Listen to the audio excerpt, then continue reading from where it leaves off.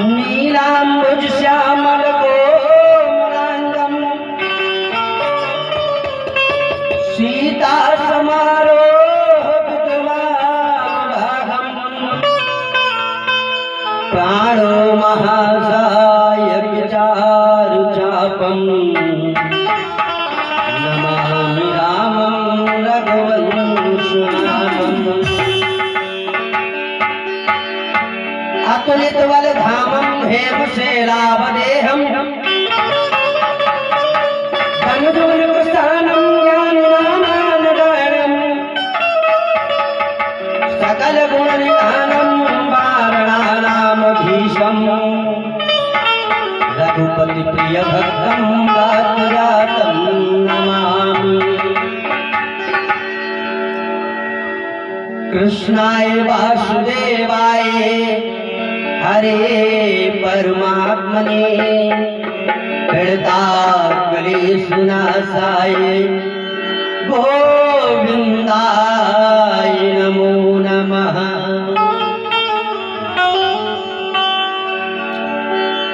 ये हमारी माता जी की तरफ से सब कुछ मुद्राएं भगवान के चरणों में अर्पित कीजिए। भगवान इनका कल्याण कर धन से परिपूर्ण रखे।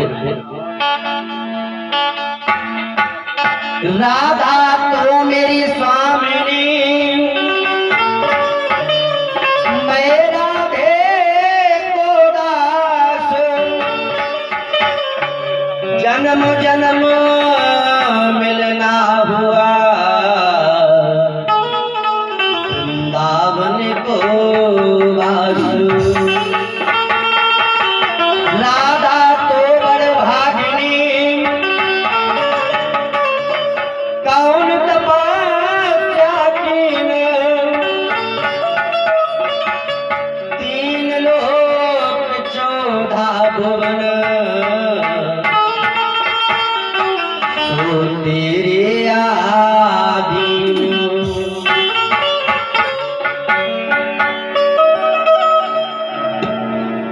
ये हमारी बहन जी की तरफ से 501 मुद्राएं भगवान के श्री चरणों में अर्पित कीजिए। भगवान का कल्याण करें धन से परिपूर्ण रखें। ओम नाम सबसे बड़ा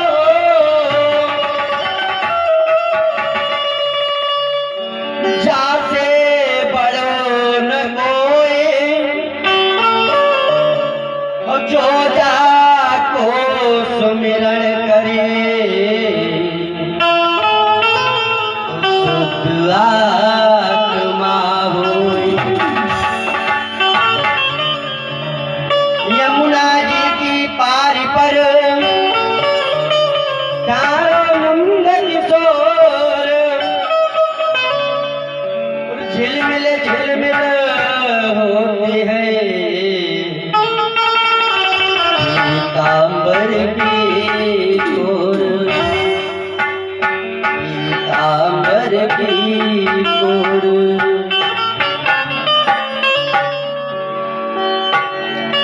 श्री गुरु चरण सरोज रज निज मन मकर सुधा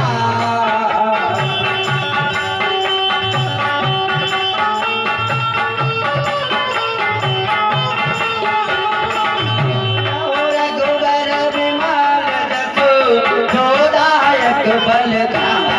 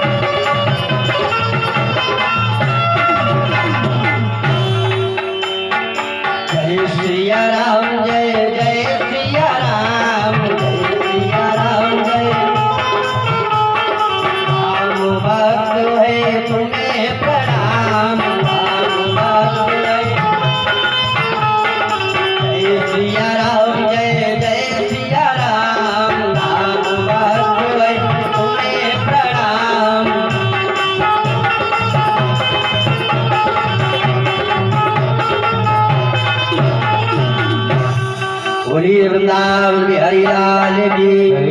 ये हमारे दादाजी की तरफ से 201 मुद्रा भगवान के श्री चरणों में अर्पित की है और फलदान भी किया है। भगवान इनका कल्याण करे, धनदान से परिपूर्ण रखे।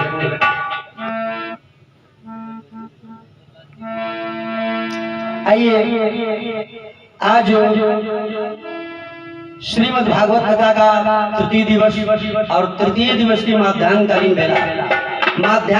मेला में सभी भक्तों से कहना है कि अपने अपने गृह कार्य से निवृत्त होकर जल्द से जल्द कथा प्रांगण में आए हैं और भगवान की पावन कथा को श्रवण करिए, ऐसा स्वागत करिए। जैसा कि मंच की मर्यादा समय निर्धारित समय से कथा का शुभारंभ हो चुका है।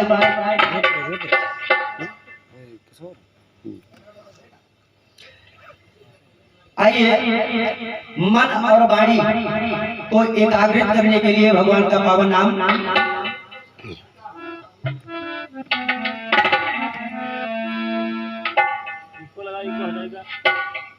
छाती में इको है।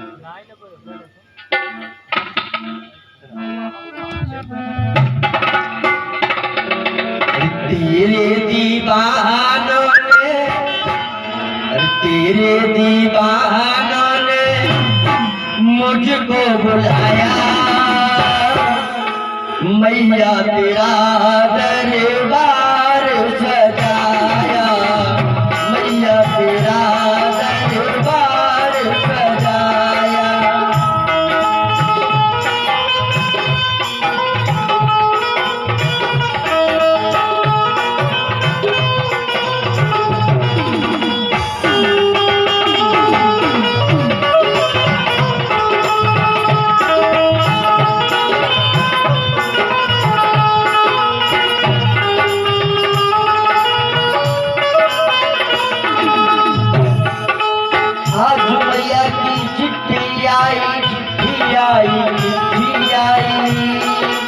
उड़ के गगन से मिट्टी आई, मिट्टी आई, मिट्टी आई।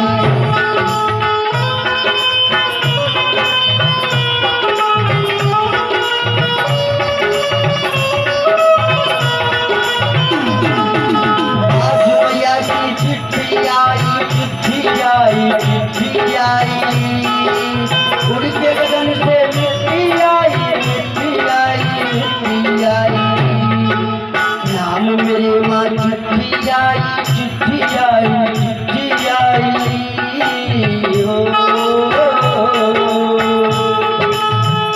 मैया ने तेरे दर पे मुझको बुलाया, मैया ने तेरे दर पे मुझको बुलाया। तेरे दीवानों ने दर को सजाया, तेरे दीवानों ने दर को सजाया।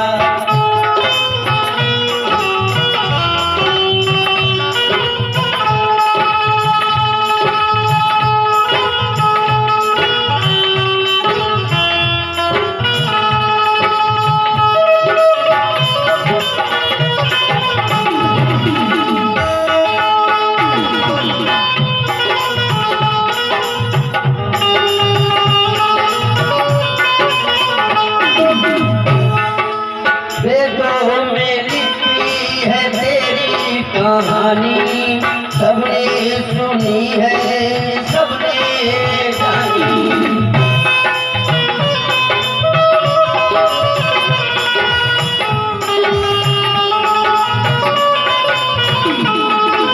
वेदों में लिखी है तेरी कहानी, सबने सुनी है, सबने जानी। वेदों ने तेरा मैया, वेदों ने तेरा मैया रूप सजाया, मैया तेरा दरबार सजाया, मैया तेरा दरबार सजाया।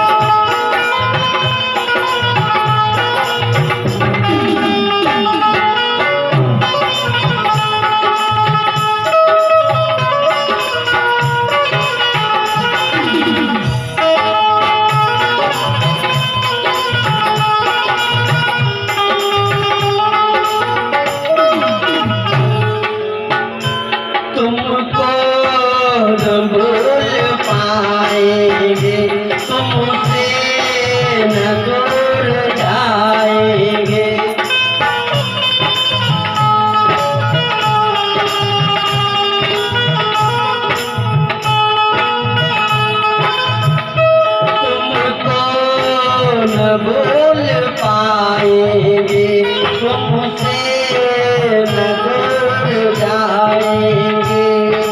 जन्मों का ये बंधन, जन्मों का ये बंधन एक पल में न भूला पाएंगे।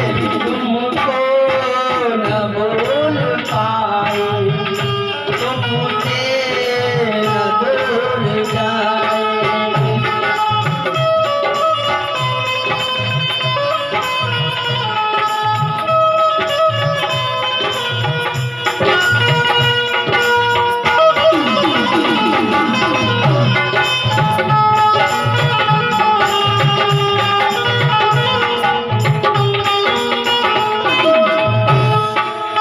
तेरे दीवानों ने मुझको बुलाया, तेरे दीवानों ने मुझको बुलाया।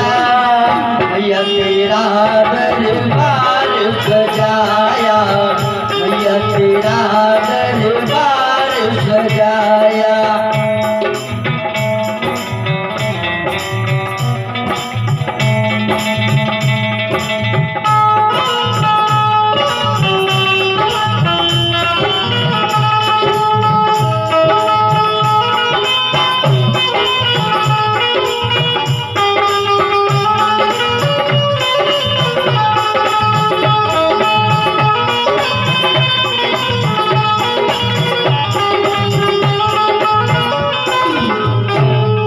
वृंदावन बिहारी लाल की, श्री मधुमहापुराण की समस्त जनता जनार्दन को सूचित किया जाता है। अपने निर्धारित समय से श्रीमद् भागवत कथा प्रारंभ हो चुकी है। आज कथा का तृतीय दिवस की मध्याह्नकालीन बेला में तो परीक्षित जी कल कथा कहाँ तक सुनी थी आपने?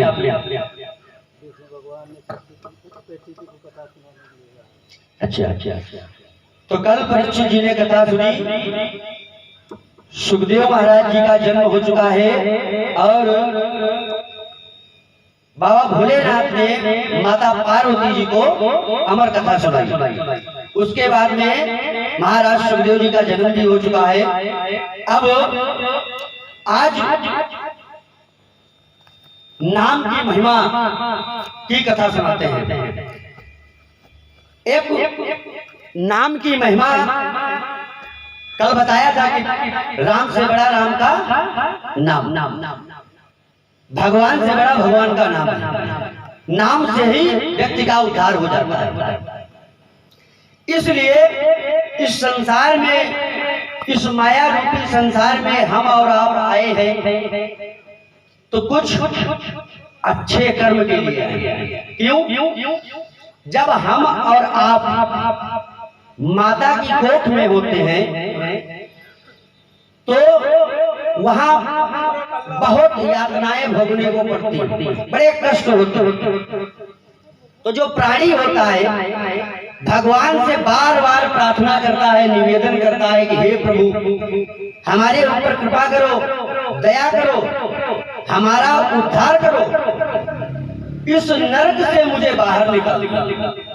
बार बार प्राणी करता है, मगर समय से पहले कुछ नहीं होता है। जब समय आएगा तभी होगा। मगर तब भी भगवान से प्रार्थना करता है, बहुत बारंबार प्रार्थना करता है। तो जो तब प्रार्थना करता है तो उसकी तब प्रार्थना बिल्कुल निस्वार्थ होती है। इसलिए भगवान खुश हो जाते हैं और उस पर दया करते हैं, उसको गर्भ के अंदर दर्शन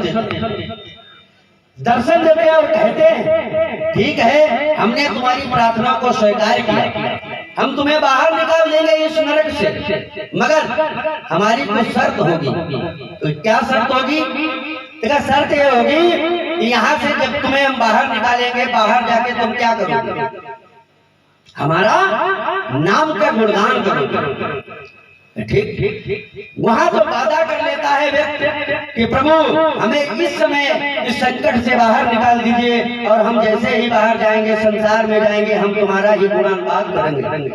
मगर होता क्या है, जैसे ही व्यक्ति बाहर आता है इस संसार रूपी माया में, जैसे ही आता है तो जैसे दाई अम्मा ने बच्चा को अब अम्मा पकड़ा दो, दादी पकड़ा दो, या किसी को पकड़ा दिया, तो जैसे अब वो बच्चा तो कोरा कागज है, बिल्कुल जैसे कोरा कागज, उसमें जब तक पेन से तुम कुछ लिखोगे नहीं तब तक वो कागज कोरा है।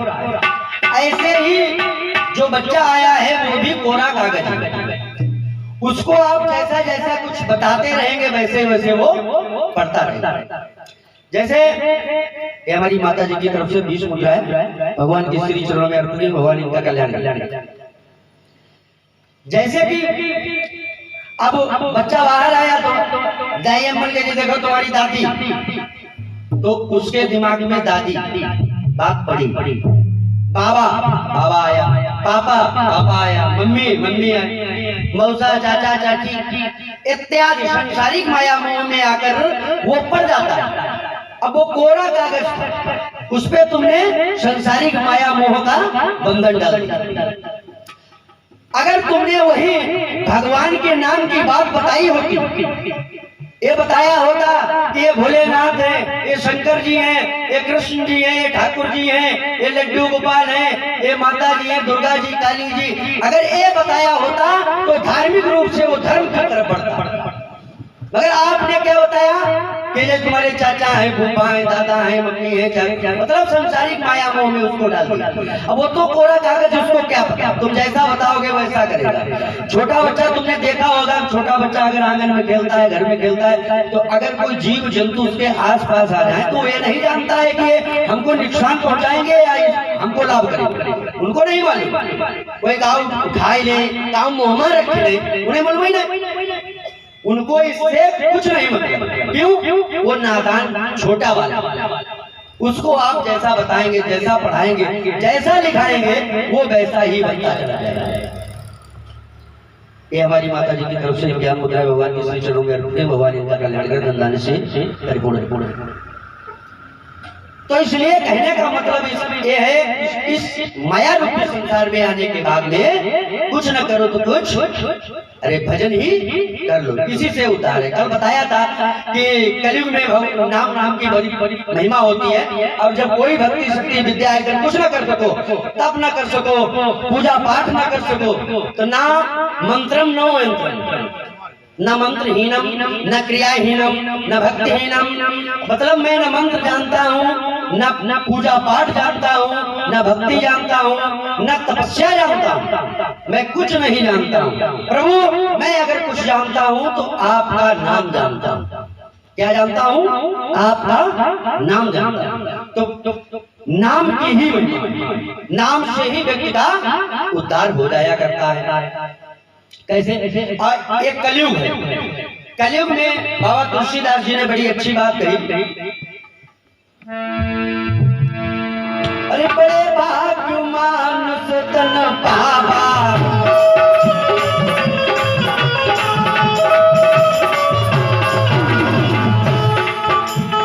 बड़े भाग्य मानुष तन पावा, सुरे दुर्लभ यह ग्रंथ न गावा,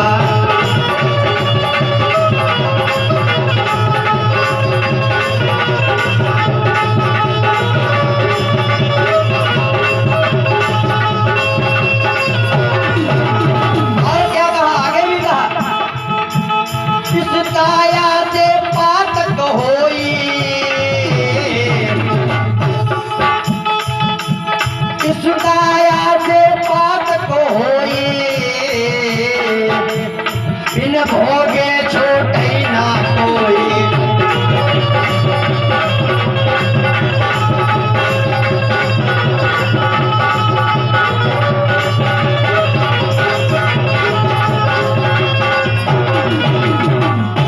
क्या कहा? बड़े भाग्य मानुष तन पावा, ये हम और आपका बहुत भाग्य है जो ये मानव शरीर मिला, और इस मानव शरीर में भी ब्राह्मण का शरीर मिला, ये और भी ज्यादा भाग्य। हमारे कुछ ऐसे पूर्ण उमदे हुए जो ब्राह्मण घर में हमारा जन्म हुआ, और ब्राह्मण घर में जन्म होने के बाद में हमारे कर्म जो है वो खराब हो जाए। क्या खराब हो जाए? अब सवेरे उठे, सवेरे होते एक तो सबसे बड़ी समस्या है आजकल, अब समय तो बदल गया। पहले क्या था, पहले सवेरे बढ़िया उठो तो दूध दही मक्खन मलाई रबड़ी इत्यादि, ये बाबा बेटा इन्हें मालूम है। पुराने लोगों ने खाया होगा दूध दही रबड़ी, पर अब तो सिस्टम है बदल गो। अब का सिस्टम है, अरे दूध दही रबड़ी की भैया रस्म बदलती जाए, दूध दही रबड़ी की भैया रस्म बदलती जाए, और सुबेरे होते पप्पू महंगे चाय चाय चाय चाय चाय चाय।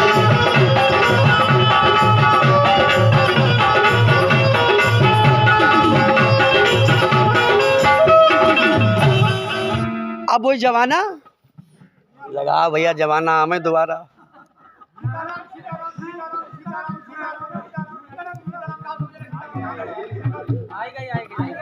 दबाओ भैया, बटन दबाओ।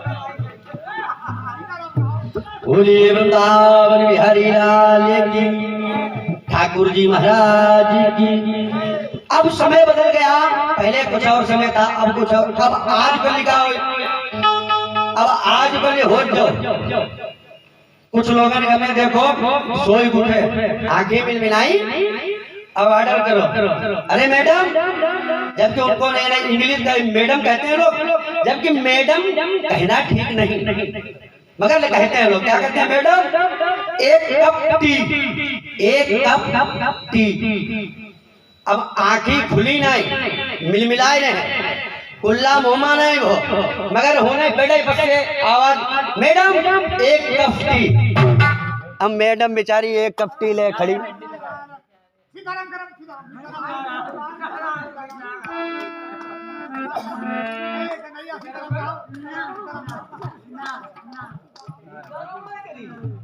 नहीं करी भैया, अच्छा आप करिए भाई, रुको। नहीं नहीं भाई, नहीं करी।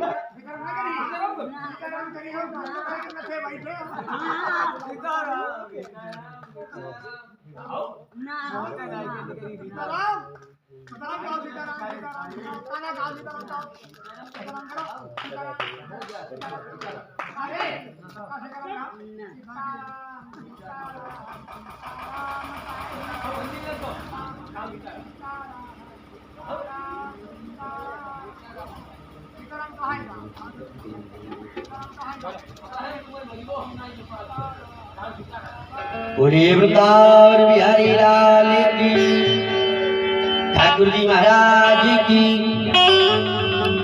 मगर होता क्या है, इस संसारिक माया मोह में जो बंधन में पड़े हैं, वहां होता क्या, और वो जो कि सवेरे जैसे आंखें खुले, क्या हुआ,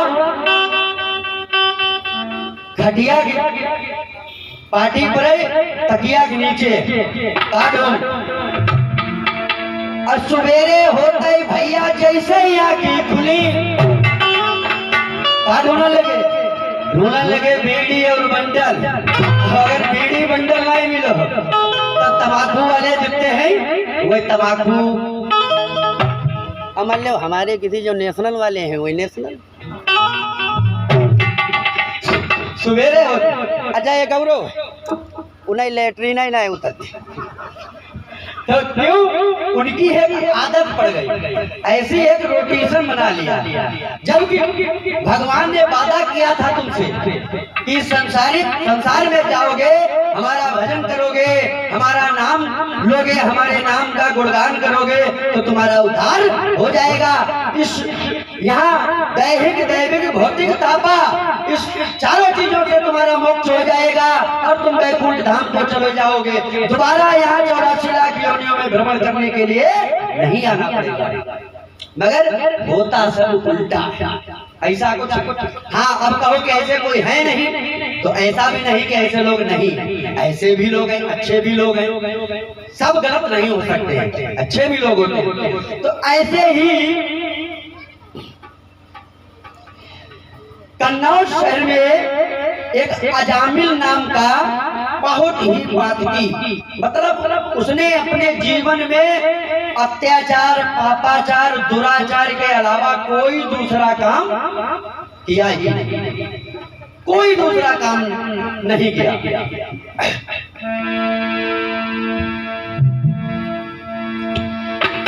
अरे कन्नौज नगर में किसी समय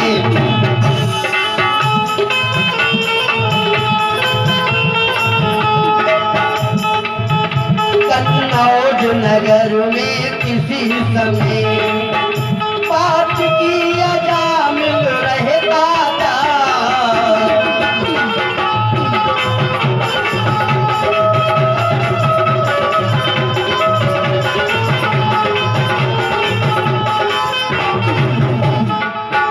कन्नौज शहर में किसी समय बात की अजामिल रहता था। उसके अपने बेटों में से उसके अपने बेटों में से एक को नाम नारायण था।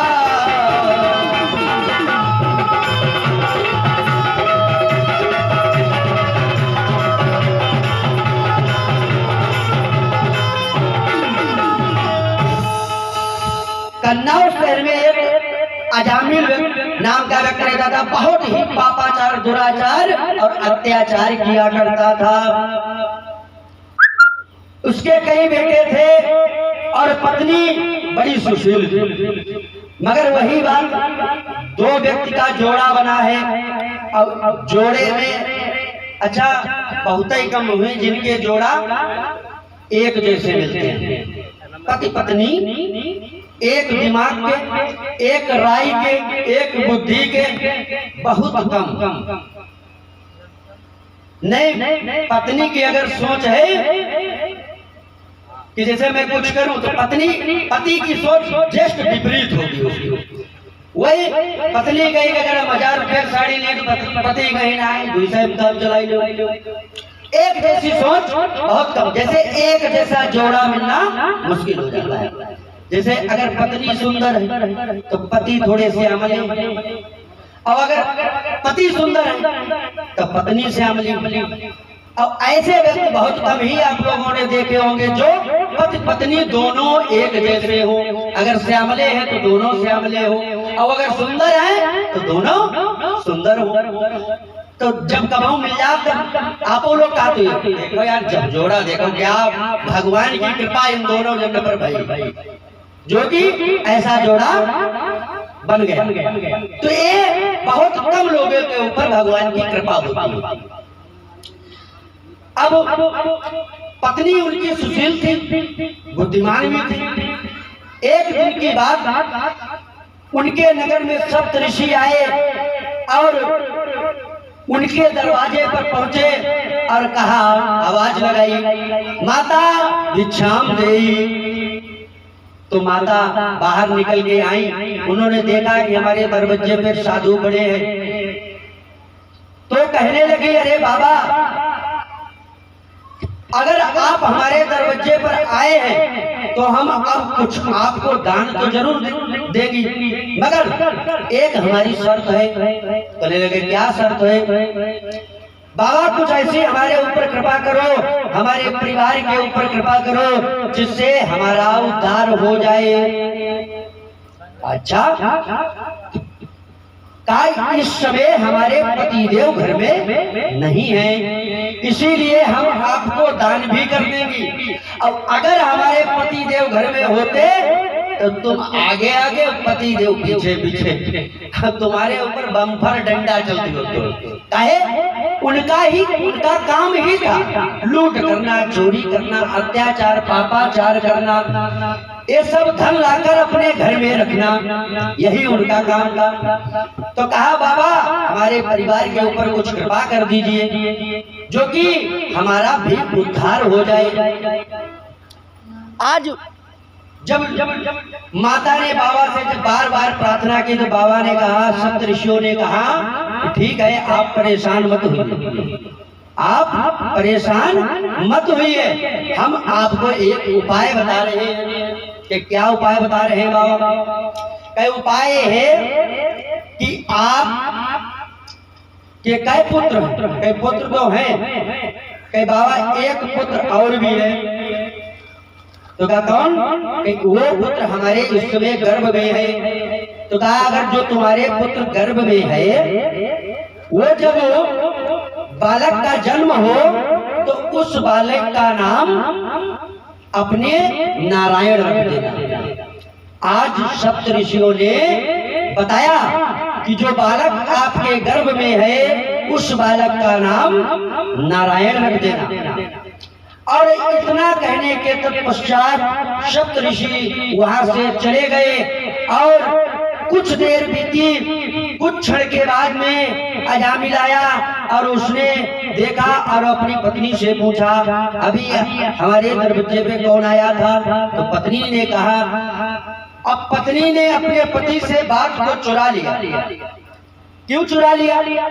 इसलिए चुरा लिया कि अगर वो बता देती कि अभी हमारे यहाँ दरवाजे पे साधु संत आए थे तो साधु संत बहुत दूर नहीं पहुंचे थे। जुगु छोड़ने चोरी बोची दान थे उससे ज्यादा 4 गुनी हुई वापस नहीं होते। तो उन्होंने नहीं बताया अपने पति को कि हमारे यहाँ साधु संत आए थे। मगर अब पत्नी ने तो नहीं बताया, मगर आस पड़ोसी बड़ा काना फूसी गरीबे आगे होते। जैसे घर में अगर कोई ने बताओ तो पड़ोसी जरूर बताएंगे। तुम घर में आवाज पहुंचे तुम्हें बात पहले ही मालूम हो जाए कि तुम्हारे घर में क्या हो। घर में जैसे लड़ाई हो जाए वो तुम बाहर हो और तुम लौट जाओ वह पकड़िया खड़ी हुमन से तुम जो अपने घर लो जाए बाबा पहुंची इनको घर वही पार को दरवाजा तले इन्हें कोई न कोई मिल जाए बताई दी तुम्हारे घर में जो देखो मैटर आज हो तो वो मालूम ही होगा। ऐसे ही लोगों ने चुगली कर दी। आज तुम्हारे दरवाजे पे सब ऋषि आए थे, साधु संत आए थे और वो तुम्हारे हिंद बढ़िया तुम्हारी पत्नी के ठक्के लेंगे, कुछ चूतिया बनाएंगे। देखा होगा गांव गांव में लोग आते हैं एक छोटी सी झुरिया दी कहीं बच्चा तुमसे कोई मेरा दूसरा सवाल नहीं, एक ही सवाल है। कहीं अच्छा बताओ का सवाल बाबा? कहीं अच्छा तुम एक छोटी झुरिया है क्या भरते हो? अब वो जगह खुली ही करता ही गुड़ी मुड़ी करके बढ़िया अब एक का यहाँ से दवाई लो अब कहीं इसको खोलना मत और उसे हाथ पकड़ाई दो। अब कहीं खोलना अपने घर में जाके और धान गेहूं जौ कुछ मतलब तुम्हारे घर में अटरी मटरी बाजरा जो भी भाव एक झुरिया तुमको भरनी।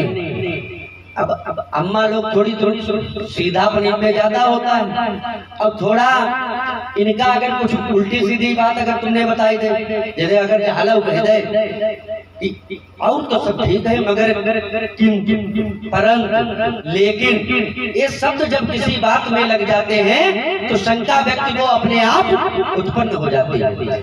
सब बात साची कहते हो जैसे ब्याह हुआ सब अब कहते बहुत बढ़िया लड़का एकदम फर्स्ट क्लास बड़ा सुंदर है गुणवान है पान पुड़िया बीड़ी सिगरेट इत्यादि कुछ नहीं कर बढ़िया बेम लिखबेम सम्मा बढ़िया मगर अब मगर अगर लग गए तो कहानी खराब। वही भी गुरु होने जाएगा मगर इन्हें सब कुछ बता मगर करता है मगर तो सब कहानी खराब हो गई कि कुछ न कुछ गड़बड़ हुई तो माताओं में भी शंका बड़ी जल्दी उत्पन्न हो जाती है। अब बाबा जी ने क्या किया वो झुरिया दे दी और कहते माता इसको भर दो मगर यहाँ मत खोलना घर में जाके खोलो जाए। अब माता जी पहुंची घर में झुरिया जीव झुरिया गोली झुरिया इतनी भाई अब झुरिया देखा मुट्ठी में दबी समझा वो ऐसे इस तरीके का वो कपड़ा इस्तेमाल करते हैं जो कपड़ा बिल्कुल सॉफ्ट होता है जो कि हाथ में मुट्ठी में दब जाता है आप उसको ऐसे बिल्कुल दबा लेंगे और जो आप खुलिए तो वो है इतनी भारी पता चलो तो यहाँ से ऊपर बेमार भरे। अब अम्मा चक्कर में पड़ी काहे 2-4-5 किलो अगर दे दी तो जनी ही नहीं वही समझा। अब वह झुरिया अगर होती तो 50 किलो बोरी वह पूरी समेट जाएगी तो वही अगर समझा कहीं कुछ ही आए के बता 10 बोरी हम लगाई गए अब जब बोरी ही वो रह गई एक कहाँ चली गई तो शंका वाली बात हो गई। अब अम्मो देखो भ्रमित हुई अब सोचती अब फिर लौट आए बाबा के बाबा जा हमने थोड़ा जाने है तो तुम्हारी इतनी बड़ी झुरिया हम देखो भैया इतने राय दे पाई धान के 2-4-5 किलो ले तथा काम चल जाए हम दे दी।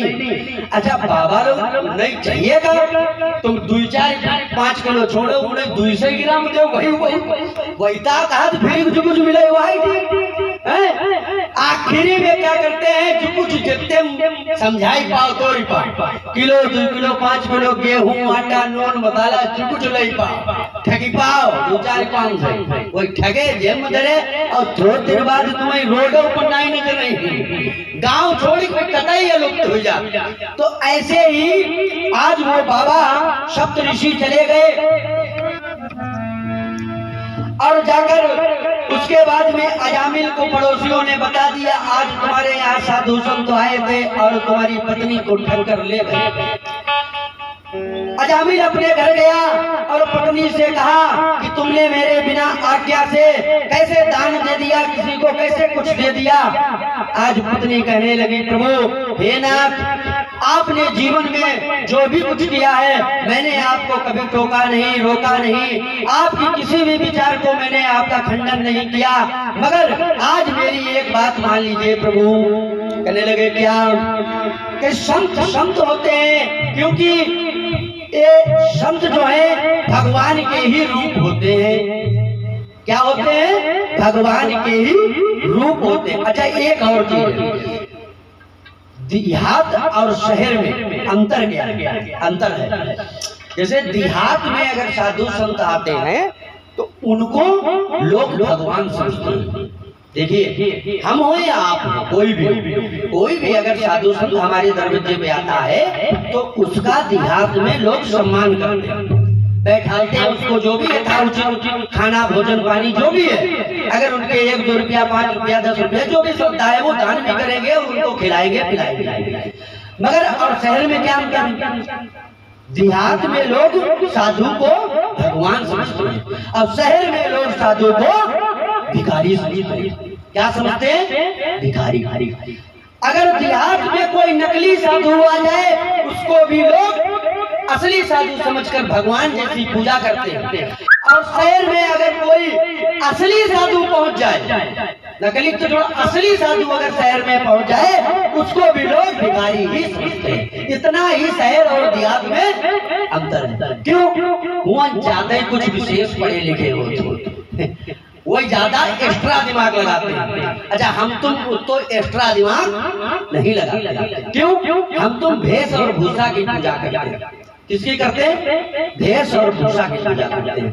हमने देखा आपने कि कोई साधु है संत है तो हम आप साधु संत की पूजा कर रहे हैं, और वहाँ वो एक्स्ट्रा दिमाग लगाते हैं कि एकदम डेली भीख मांगते हैं भिखारी। और हो सकता है वो असली साधु, मगर वो असली साधु को भी नकली साधु समझकर भिखारी समझ लेते हैं। यही देहात और शहर में अंतर होता है।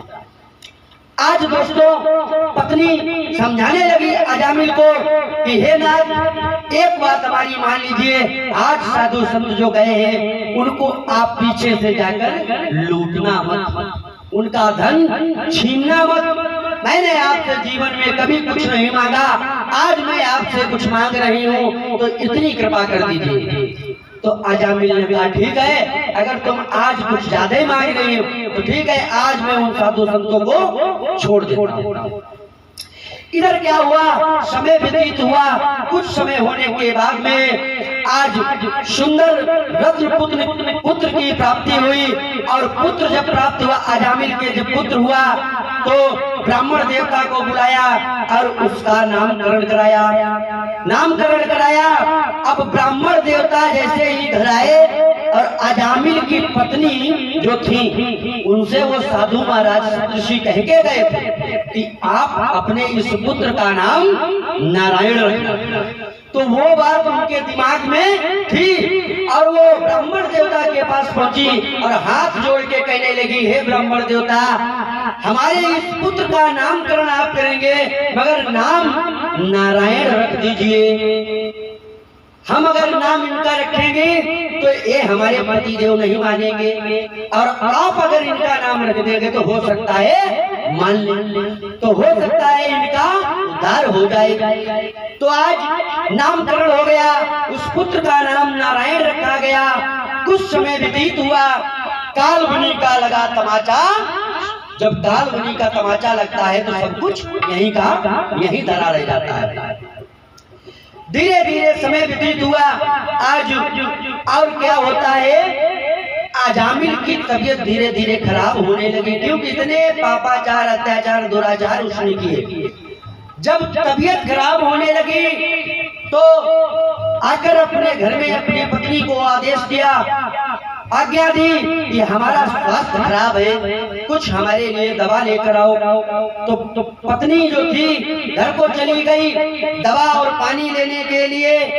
वो चारपाई पर बैठ गया, चारपाई पर बैठ गया और उसके बाद में धीरे धीरे उसको चक्कर आने लगा। चक्कर आने लगा तो मूर्छा जैसी उसको लगने लगी। तो क्या हुआ, जब मूर्छा लगने लगी तो गला जो था उसका बंद होने लगा। अब गले से आवाज हल्की हल्की आ रही है, बहुत कम कम।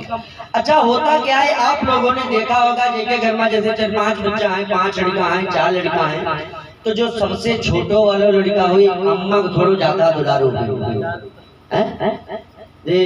हमारे परिचय नहीं, इनके भैया साहब 4-5 है, कहो भैया। तो जब छोटे वाले हुई यही है, तो तुमने लोगों ने देखो अम्मा को कुछ विशेष इन पर स्नेह रहो, तो अम्मा का स्नेह छोटे वाले बालक पे ज्यादा रहता है। क्यों? कोई सबसे लास्ट में आए, उन्हें खूब खिलाओ है, तो उनको विशेष ध्यान रहा। तो छोटे वाला बालक का विशेष ध्यान रहता है। आज अजामिल का भी प्रेम अपने छोटे वाले बालक से हो गया। और जब अंत समय आया अजामिल का, जब भगवान का तमाचा लगा, समय आ गया, तो अजामिल का आज कंठ अवरुद्ध होने लगा, बंद होने लगा। तो अजामिल क्या कहने लगा, अपने बालक को बुलाने लगा, अरे ओ नारायण, ओ नारायण।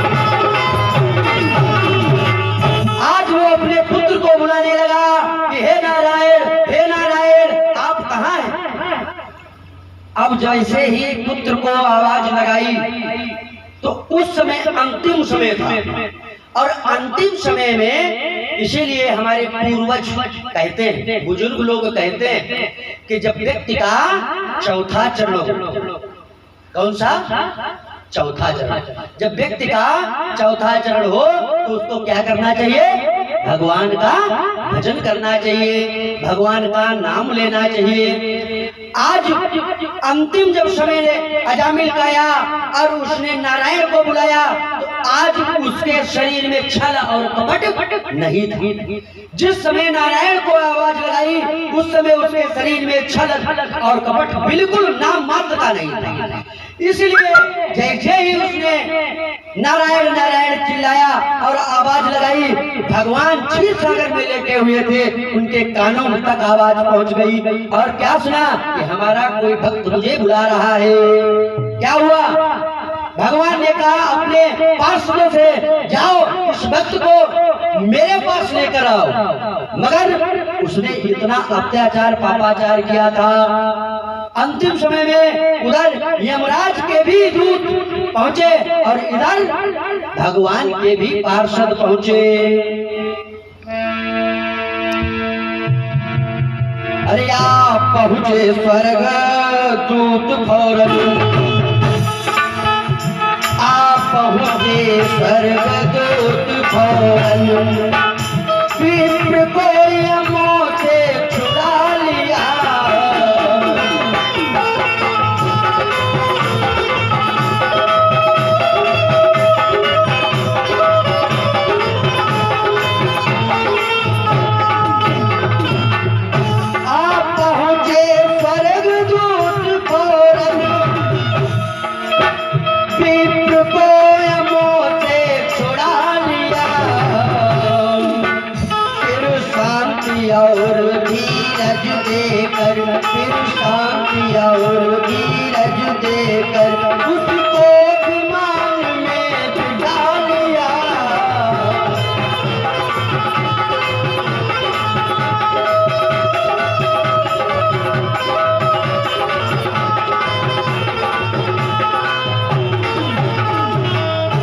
क्या कहा? आज जैसे ही यमराज के पार्षद पहुंचे और उन्होंने अजामिल को अपने वश में करना चाहा, इसके प्राण को हरण करना चाहा, वैसे ही स्वर्ग से देवदूत आ गए और उन्होंने उनको रोक दिया और कहा कि अब ये तुम्हारे यहाँ नहीं जाएगा, अब ये मेरे यहाँ जाएगा। तो उन्होंने कहा प्रभु, इसने अपने जीवन में पापाचार अत्याचार ही किए हैं और दूसरा कोई काम नहीं किया है, आपके यहाँ कैसे जा सकता है? तो पार्षद कहने लगे कि वो इसलिए जा सकता है क्योंकि इसने अंतिम समय में निस्वार्थ होकर भगवान नारायण का नाम लिया है। इसका नाम लिया है, नारायण का नाम लिया है। जिस समय उसने नारायण का नाम लिया उस समय इसके हृदय में कोई भी पाप नहीं था, इसलिए भगवान की कृपा इस पे हो गई। क्यों? भगवान अपरंपार है, भगवान की माया जो है वो कोई नहीं समझ सकता, भगवान की माया को कोई नहीं समझ सकता। इसलिए आज देवदूतों ने यमराज के पार्षदों को वापस कर दिया और अपने साथ विमान में बैठाया और सुंदर उसको लेकर स्वर्गधाम को चले गए। बोलिए वृंदावन बिहारी लाल की।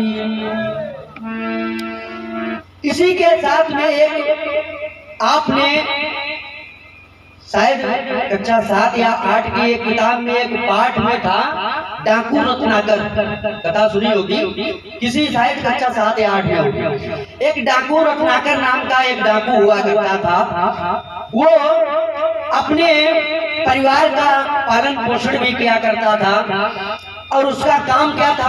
काम उसका था खाली लूट पाट करना, लूट के धन जो ले जाता था अपने परिवार को, उसी से उसका पालन पोषण किया करता था। एक समय वो लूट के लिए जंगल में बैठा था और उधर से सप्तऋषि का आगमन हुआ। सप्तऋषि आ रहे थे और डाकू रत्नाकर बीच में बैठा था। जैसे ही ऋषि लोग पहुंचे वैसे ही डाकू ने कहा, बाबा रुक जाओ। बाबा रुक गए। कहाँ? बताओ भाई। कि जो भी तुम्हारे पास हो सब निकाल के रख दो। बाबा ने कहा भाई हमारे पास क्या है? हमारे पास कुछ नहीं है। तो कहने लगा नहीं, जो भी है तुम्हारे पास, ये मंडल का मंडल है, जो रोटी साफा और वस्त्र इत्यादि जो भी है चाहिए रख दो। कहने लगे अरे ये जो काम आप कर रहे हैं ये अच्छा कर्म है। तो कहने लगे अच्छा नहीं मगर हमारा तो कर्म ही जाए भाई, हमारा तो कर्म ही है। जैसे कर्म अपने अपने होते हैं, सबको कर्म भी बांटे गए। देखिए कर्मों का भी कर्म के हिसाब से ही सबको यथा उचित आसन और व्यवस्था दी जाती है। जैसे तुम्हारी नौकरी लगी, कोई चपरासी वालों है तो चपरासी में लगी, और कोई कलेक्टर बनने वालों है तो या कलेक्टर बन जाए, और कोई लेफ्टिनेंट जनरल बनवे हुई वो लेफ्टिनेंट जनरल बन जाए। और हमारी किस्मत अल्लाह के है तो हम अल्लाह रहे, इनकी देखो बजाइबे के बजाए रहे। तो सबका अपना अपना कर्म होता है। तो उनका वो कर्म था, उन्होंने कहा कि बाबा हमारा एक कर्म है, हम इस कर्म को करते हैं और अपने परिवार का पालन पोषण करते हैं।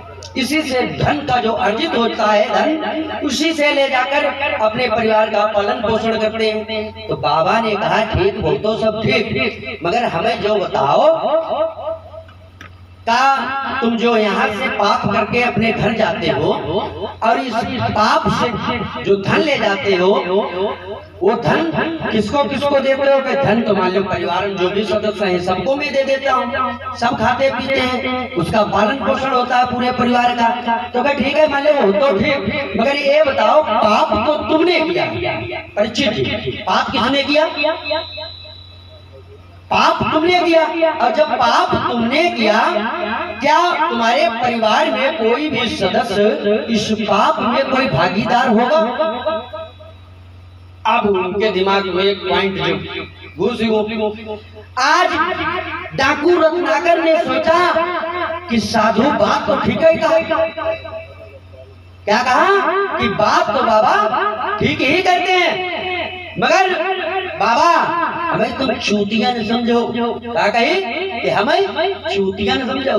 हम जाएं या हमें तुम चूतिया बनाए बनाए कैसे इधर उधर पढ़ाई दो और तले जो है तुम निकल ले रफू चक्कर हुई लो तो हम भैया हिम्मत नहीं है तुम बेवकूफ बना के चले जाओ। तो बाबा ने कहा कि हम तुम्हें बेवकूफ नहीं बना रहे, अगर हमारी बात पे तुमको विश्वास नहीं है तो अपने घर जाओ और घर जाकर अपने परिवार से पूछो क्या तुम्हारा परिवार तुम्हारे इस पाप में भागीदार है। तो बाबा जाओ नहीं बनी हमता जाएंगे अरे चले तुम निकल लियो। तो कहने लगे नहीं बाबा हम निकल नहीं। बाबा ने कहा अगर तुम्हें मुझ पे शक है, पहली बात तो मैं जाऊंगा नहीं, मैं यहीं बैठा हूँ। और अगर तुम्हें इसके बावजूद भी हम पे अगर शक है कि मैं चला जाऊंगा तो तुम्हें काम करो, हमारे हाथ पैर बांध दो, हमें ये नहीं पड़े। जब अयो लोग तो खोल दियो तले हम है नहीं परे। ये बात उसके समझ में आ गई। क्यों? वो डाकू होते उनको तामे पापा का अत्याचार करना था, तो इन्हें बांध के डाल दो तब ठीक। आज क्या किया डाकू रत्नाकर ने, हाथ पैर बांध के डाल दिए और उसके बाद में अपने घर के लिए प्रस्थान किया। घर पहुंचा, पूरे परिवार को बुलाया, बुलाकर अपने पास बैठाया और सबसे पहले अपने बप्पा से पूछी, क्या पूछी जाओ बताओ हम जो धन चोरी करके और ये पापाचार अत्याचार करके जो धन लाते हैं, जो धन तो मान लो तुम खा, मगर ये पाप कौन करता है? पाप करते हैं हम। तो मेरे इस पाप में क्या आप भागीदार होंगे? तो कहने लगे जाता भैया हम काहे भागीदार हुए, पाप करियो तुम हम काहे भागीदार हुई। तो अच्छा कोई बात नहीं। माता को बुलाया, माता से भी पूछा, माता ने भी यही बात कही थी कि पाप तो तुमने किया बेटा, हम तुम्हारे इस पाप में कैसे भागीदार हो सकते हैं। ऐसे ही सारे घर के सदस्यों से बारी बारी से पूछा, मगर सबने एक ही जवाब दिया कि मैं तुम्हारे पाप में सम्मिलित नहीं हो सकता हूँ, भागीदार नहीं हो सकता हूँ। आज जो डाकू रत्नाकर था उसके दिमाग में बाबा जी की बात बैठ गई। क्या बैठ गई कि बाबा जी जो कह रहे थे वो सही ही कह रहे थे। मैंने अपना पूरा जीवन बिता दिया इस परिवार के लिए, अपने भाई बंधुओं के लिए, और आज जब मैंने ये कह दिया कि मेरे लिए कुछ कर सकते हो, क्या मेरे इस पाप में अपना भाग ले सकते हो, तो सब हाथ खड़े कर दिए कि मैं नहीं लेऊंगा भैया, तुमने पाप करो तुम ही समझो, तुम ही ले लो। अब इस बात को लेकर डाकू रत्नाकर के बाद दिमाग में बैठ गए कि कहीं न कहीं बाबा जी ने बात सत्य की।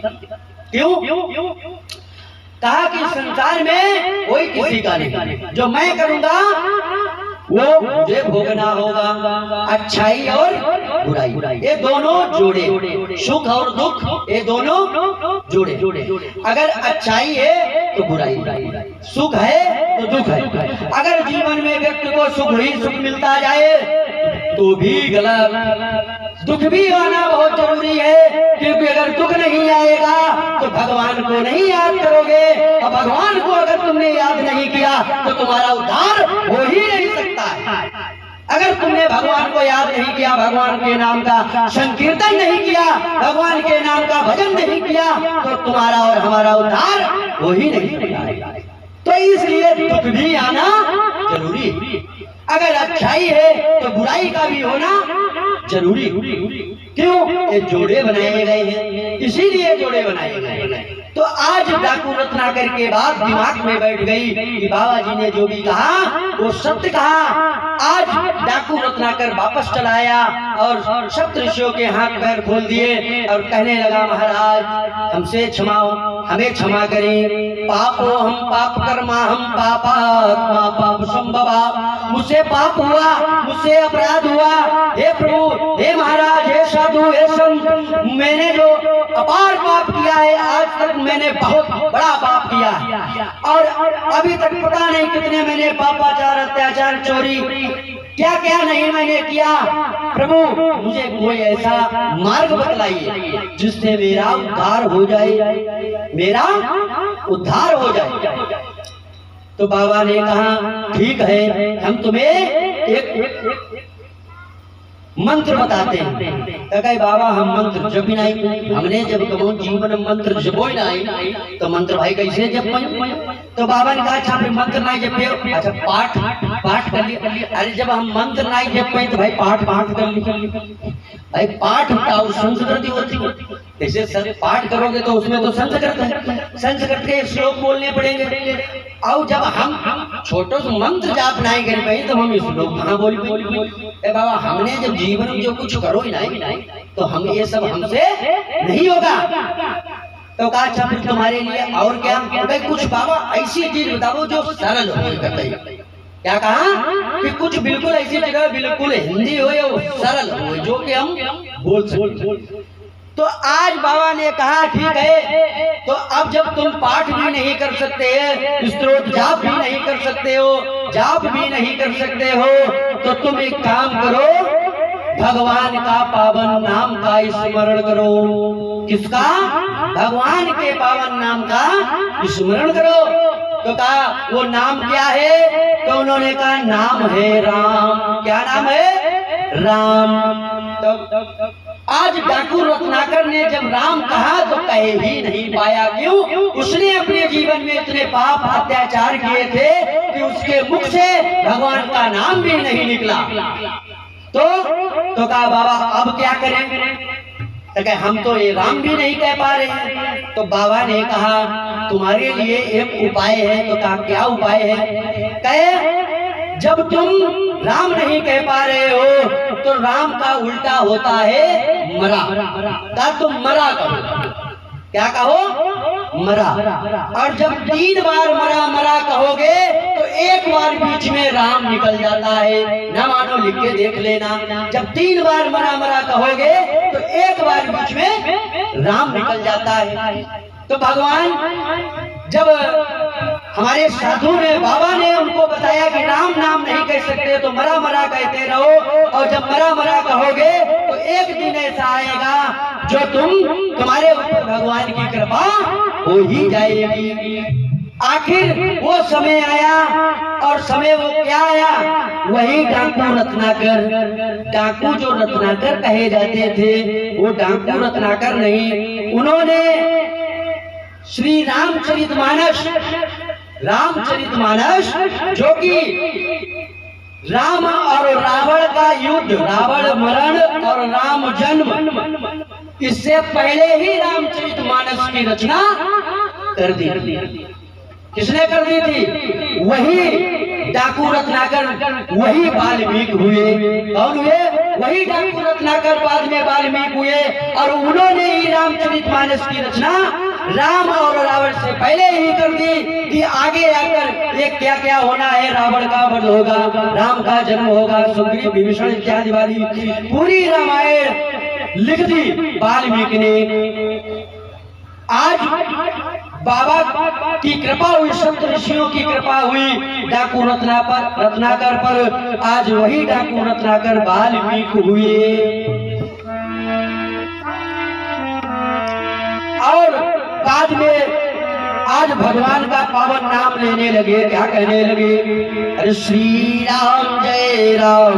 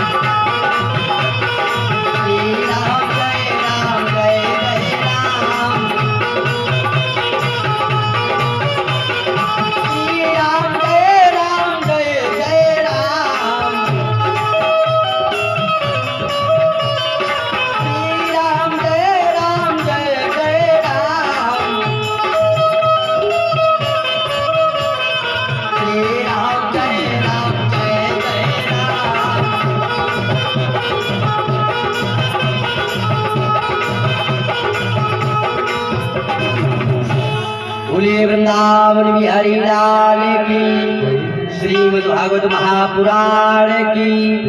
आप लोगों ने नाम की महिमा की कथा श्रवण की। नाम में कितना बड़ा पावर है, नाम क्या नहीं कर सकता है।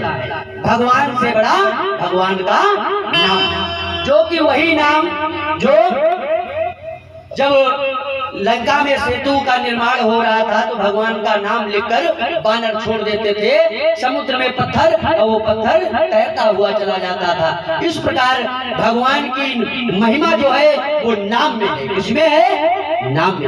अब वो चाहे राम कहो, चाहे कृष्ण कहो, चाहे भोले बाबा शंकर भोले बाबा कहो, कुछ भी कहो, ब्रह्म एक है और रूप अनेक है। रूप अनेक है मगर ब्रह्म एक है। एको ब्रह्मो द्वितीयो द्वितीयो, कोई दूसरा नहीं, ब्रह्म सिर्फ एक है मगर रूप उसके अनेक है। अनेकों रूपों में आए, कोई राम बन के आया, कभी जरूरत पड़ी तो श्याम बन के आए, कभी जरूरत पड़ी तो दुर्गा काली इत्यादि हनुमान जी, कई रूप उन्होंने धारण किए मगर ब्रह्म जो है वो एक है। इसलिए नाम की महिमा अद्भुत। परीक्षित जी, नाम की महिमा अद्भुत है। आइए 2 बार भगवान का नाम संकीर्तन कर दीजिए, उसके बाद में हमारे अनुस्मृता के मुखारविंद से आप लोग कथा श्रवण करेंगे।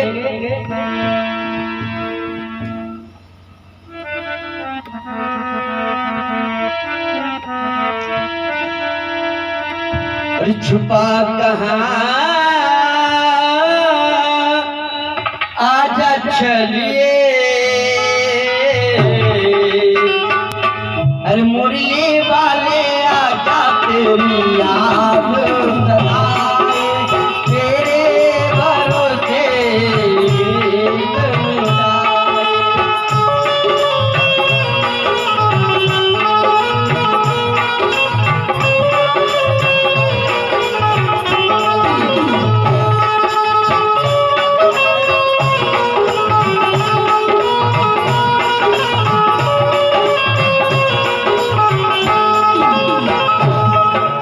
छुपा कहाँ